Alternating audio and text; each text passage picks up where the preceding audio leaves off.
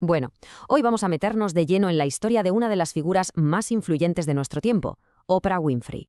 Pero ojo, esto no es solo un repaso de su fama y su fortuna, ¿no? Es un viaje al origen mismo de una voz que, literalmente, cambió el mundo. Para entender la dimensión de esta historia hay que empezar justo por aquí. Tenemos dos realidades que parecen de universos distintos. A un lado, la que llamaban la chica del saco, tan pobre que su ropa estaba hecha con sacos de patatas. Al otro, la magnate, un icono mundial. Así que la pregunta es inevitable, ¿verdad? ¿Cómo se recorre esa distancia? ¿Qué hace falta para transformar un silencio impuesto en la voz más poderosa del planeta? Venga, vamos a descubrirlo. Muy bien, entramos en la primera parte de su vida, una que estuvo marcada por un silencio y un dolor que es casi imposible de imaginar. A ver, esta cronología es dura, pero es que es fundamental para entenderlo todo. Nació como Orpa, con A, no ópera, en pleno Mississippi segregado. Aprendió a leer con solo 3 años, una mente brillante, pero eso no la protegió. La pobreza la llevó a Milwaukee, y allí empezó un infierno de abusos que culminó de la peor manera, un embarazo a los 14 y la pérdida de su bebé. Y el punto clave es este. El mundo que la rodeaba estaba, literalmente, diseñado para anularla. Pobreza extrema, racismo sistémico, abusos en su propia casa. Todo parecía conspirar para que su vida fuera simplemente una repetición de ese ciclo de silencio y resignación. Pero entonces algo se rompió. O mejor dicho, algo se despertó. Vamos a ver ahora cómo esa vulnerabilidad tan profunda se acabó convirtiendo en su mayor arma. El momento que lo cambió absolutamente todo fue cuando la enviaron a vivir con su padre. Vernon Winfrey era un hombre muy estricto, sí, pero le dio algo que nunca había tenido: estructura, seguridad y, sobre todo, la convicción de que ella valía algo. La educación, como vemos, no era negociable, era la única salida. Por primera vez en su vida, alguien de verdad creía en ella. Y llegamos a un momento fascinante, porque es un fracaso profesional lo que define su éxito. En Baltimore la despiden de los informativos. La razón, ser demasiado emocional. Se implicaba demasiado, lloraba con las noticias. Pero al moverla a un programa de entrevistas por la mañana, esa supuesta debilidad se reveló como su mayor fortaleza, su superpoder. Estas palabras suyas lo resumen a la perfección. No es que tuviera un defecto, es que estaba en el sitio equivocado. Su propósito no era informar de forma fría, sino conectar.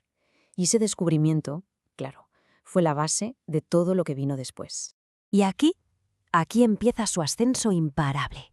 Vamos a ver cómo esa capacidad de conectar se transformó en un imperio mediático sin precedentes. Este gráfico es que es brutal, ilustra perfectamente lo inmediato que fue su impacto. Cuando llegó a Chicago, el programa AM Chicago estaba el último en las audiencias.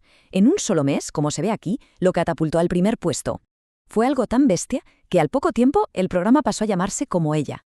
Pero Oprah no quería ser solo una empleada estrella, quería tener el control. Y al crear Harpo Productions, que es su nombre, Oprah al revés, hizo historia. Se convirtió en la dueña de su propio programa. Y esto es crucial, porque significaba que ya nadie podría despedirla por ser demasiado emocional. Nunca más.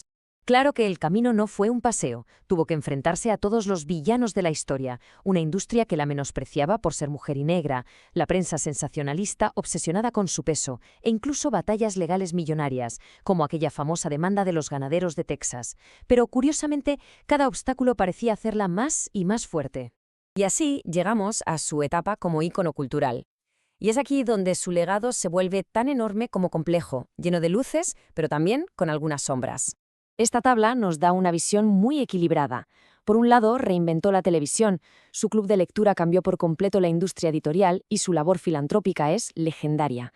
Pero, por otro lado, se la acusa de popularizar una cultura de la confesión, tuvo escándalos muy sonados como el del libro de James Frey y ha recibido muchísimas críticas por dar voz a figuras, digamos, pseudocientíficas.